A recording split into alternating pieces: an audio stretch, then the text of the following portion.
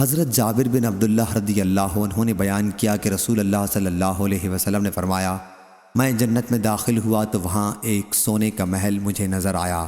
میں نے پوچھا یہ کس کا ہے؟ کہا کہ قریش کے ایک شخص کا۔ اے ابن خطاب رضی اللہ عنہ، مجھے اس کے اندر جانے سے تمہاری غیرت نے روک دیا ہے جسے میں خوب جانتا ہوں۔ حضرت عمر رضی اللہ عنہ نے عرض کیا، یا رسول اللہ صلی اللہ علیہ وسلم، کیا میں آپ پر غیرت کروں گا؟ صحیح بخاری حدیث نمبر 7024۔ حضرت ابو ہریرہ رضی اللہ عنہ نے بیان کیا کہ ہم رسول اللہ صلی اللہ علیہ وسلم کے پاس بیٹھے ہوئے تھے۔ حضرت صلی اللہ علیہ وسلم نے فرمایا، میں سویا ہوا تھا کہ میں نے اپنے آپ کو جنت میں دیکھا۔ وہاں ایک عورت ایک محل کے کنارے وضو کر رہی تھی۔ میں نے پوچھا یہ محل کس کا ہے؟ کہا کہ حضرت عمر رضی اللہ عنہ کا۔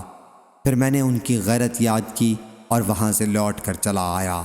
اس پر حضرت عمر رضی اللہ عنہ رو دیے اور عرض کیا، یا رسول اللہ صلی اللہ علیہ وسلم، میرے ماں باپ آپ پر فدا ہوں، کیا آپ پر غیرت کروں گا؟